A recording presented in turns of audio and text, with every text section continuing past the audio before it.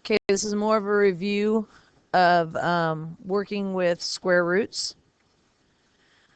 First off on this one, when it's saying to simplify, you cannot have a square root in the denominator.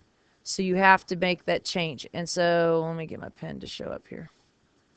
You have 2 square root of 6. That's your problem. You cannot have this square root in the bottom. So you are going to multiply by 1, meaning that you're going to do square root of 6 over the square root of 6. Now, from here, what you're going to do, multiply across the top. Put these together so it becomes 2 square root of 6. Now, down here in the bottom, the reason why you're multiplying it by each other is so that there are 2 6's under the house. Well, a pair of 6's come out. So when you multiply it by itself down here under the square root, it just gives you the number. That's like saying square root of 6 squared. Well, the square root and the square are opposites. They cancel each other out. Now, from here, you must reduce these coefficients. So if you take 2 divided by 6 and reduce it, it becomes 1/3. You could write it as 1 square root of 6 over 3, but really, remember, we don't use that one. So you're going to find that the answer choice is going to say square root of 6 divided by 3. That's your answer. The next one. Now you have a square root and you have this all underneath the square root sign. So you split it up. It's square root of 2 divided by the square root of 7. Now again, you can't have the square root sign in the bottom.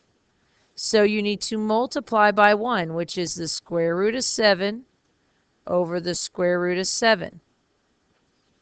Now from here, right here, you multiply these together. They go underneath the house. That becomes the square root of 14 over. Then when you multiply these 2 square roots, it just becomes 7. You look and see, is there any numbers, or are there any perfect squares that are underneath this house? There are not. The only numbers that go into 14 are 2 and 7, and those are prime. You don't do anything else with it. So this is your answer.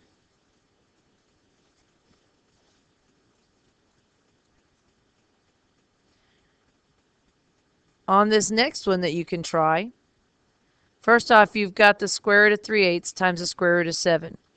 All you're going to do is I'm going to have my square root. Now, multiply the numerator. 3 times 7 is 21 over, multiply the bottom. 8 times 2 is 16. Well, now just do square root of 21 over the square root of 16. When you think of the square root of 21, the only numbers on 21 is 7 and 3, or 1 and 21. Those are prime numbers. There's no pairs that can come out. So the top stays square root of 21. Well, what is the square root of 16? We should know that that's 4. This is my answer.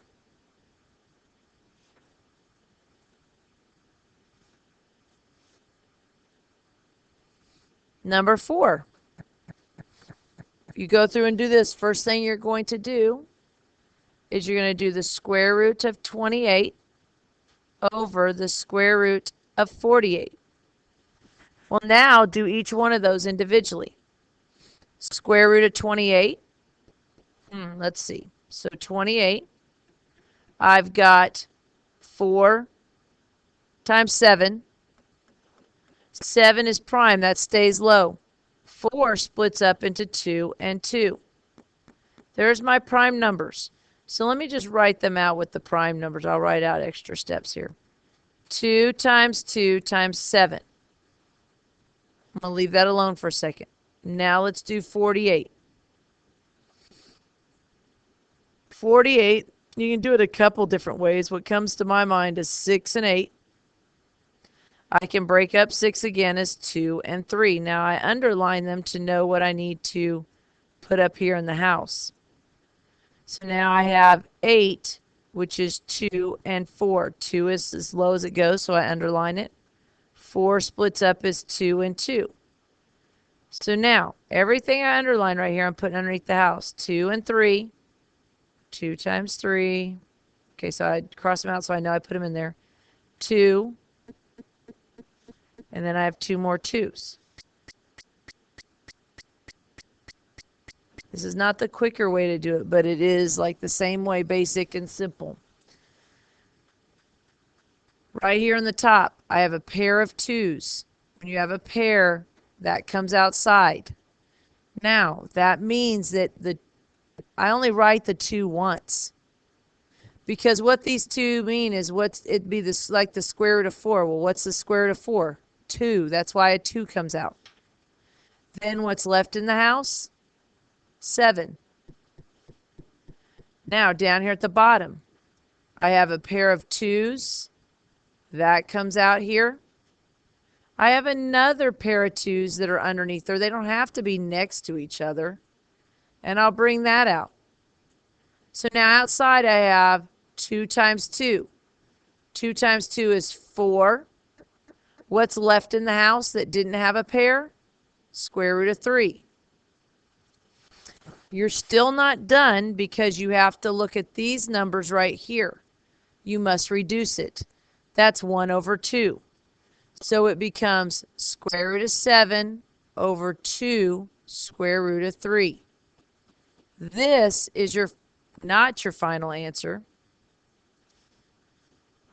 I just thought about that. Why is that not your final answer? There's a square root in the bottom. So let me move it over. Let's see. I'll erase this. It'll give me more room. All right. I cannot have this square root of 3 in the bottom. So I'm going to multiply by square root of 3 over the square root of 3. I did not do the 2. I don't need to mess with the 2. It's only the square root sign. So now I get 7 times 3, which is the square root of 21, over. These 3's come out the house. This is like saying 2 square root of 3 times 3. These 3 come out. So then you have 2 times 3, which is 6. That's your answer.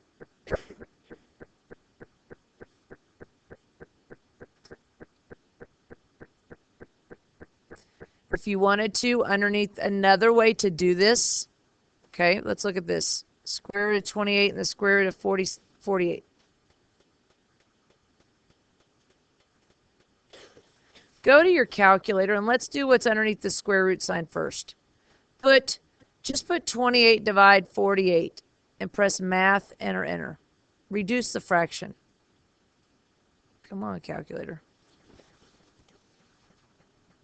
There we go.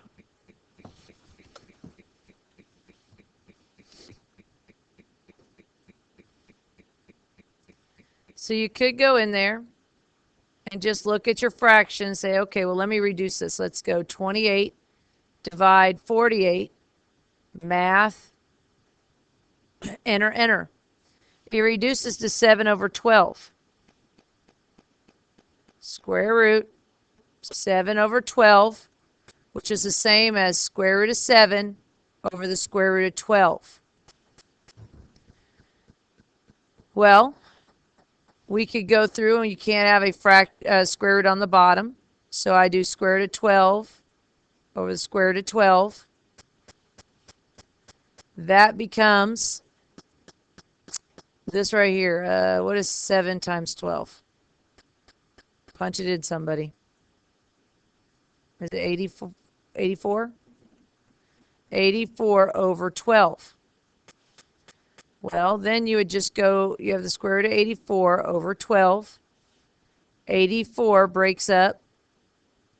You can do it many different ways, but I see that it's an even number, so I'll do a 2. So that gives me 42. There's a 2 again, so I know a 2 comes out. That gives me 21. 21 is 7 and 3. Okay, what set of pairs come out? Here's a set of 2's.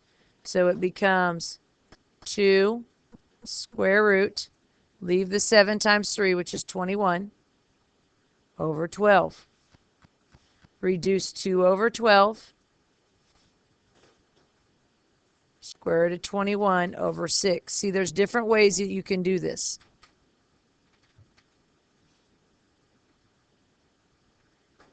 All right, number 5.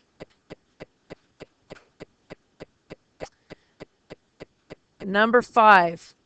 Now, see how we've got square root of 80 over the square root of 12. A couple different ways we can do this. What I'm going to do first is I'm going to rationalize the 80. Or I'm going to simplify it. I'm not going to rationalize, I'm going to simplify. So if I take the 80 and I split it up, one of the ways, let's see, one of the ways it can split up is 8 times 10. I know 8 splits up as 2 and 4. All right, 2, I underlined it so I don't forget it. 4 is 2 and 2. All right, underline those so I don't forget those. 10 is 2 and 5. So now, on the top, underneath the square root sign, I have 2, 2, and 2. So let me write 3 of them. Then I have a 2 and a 5. Okay, I'll just keep working with the top right now before I do the bottom. I have a pair of 2's that come out. I have another pair of 2's that come out. So I get 2 times 2, which is 4, square root of 5, because the 5 is still in the house. Now if I do the 12, 12 splits up as 3 and 4. 3 is low. 4 splits up as 2 and 2. So now I have, if I do it this way, I've got 3 times 2 times 2. Okay. So now I have a pair of 2's that come out the house. I get 2 square root of 3. You must reduce this right here. What is 4 divided by 2? 2. It stays in the top because the top is bigger. So I have 2 square root of 5 over the square root of 3. Again, I don't like using this way as much. I like using perfect squares that I taught in the previous units, but like I said, many ways work. All right, this one is supposed to say square root of 5 over 49. One thing you want to make sure of is that in the calculator, that's the lowest term. So you take 5 divided by 49, it's still going to give you that. It's as low as it goes. So I'm going to take and split it up. The square root of 5 over the square root of 49. Now, be careful. I see a lot of people jumping the gun and going, okay, let me just do this. Multiply by the square root of 49 over the square root of 49. Don't do that. Look and think about what's in the denominator. What is the square root of 49? How does that break up? 7 and 7. The square root of 49 is 7.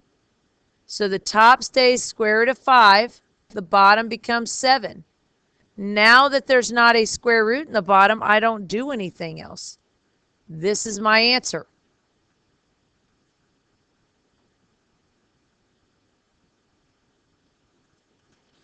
Okay, now let's look at number 7.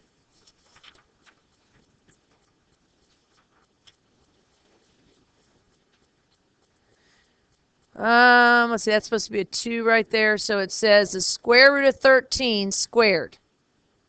What this means is the square root of 13 times the square root of 13. That would put both 13s under the house.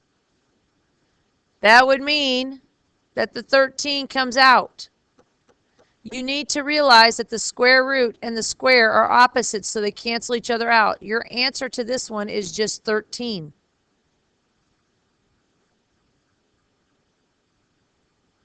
Wait, did that skip 7 and went to 8? Okay, fabulous. We'll see if number 7's on here somewhere, or if I missed it. Must have missed it. All right, so that was 8. I'll add, there's another one. Let's look at number 7.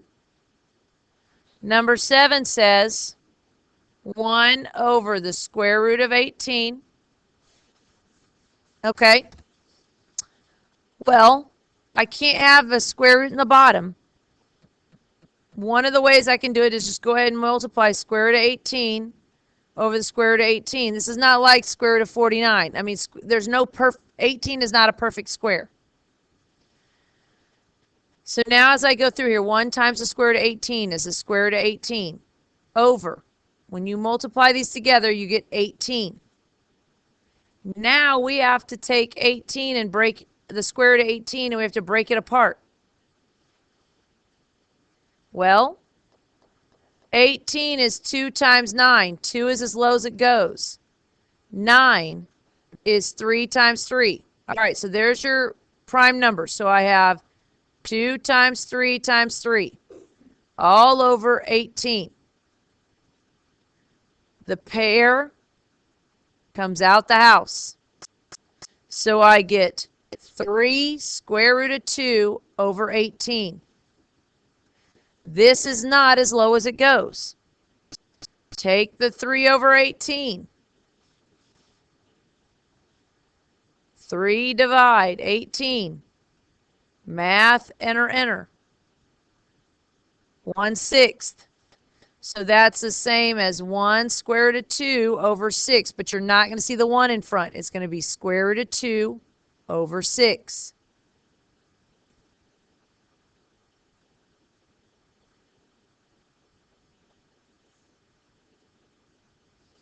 Number 9. Do number 9, please, right now. All right, now let's look at number 5 real quick. No one said anything to me when we went through on number 5. See this right here?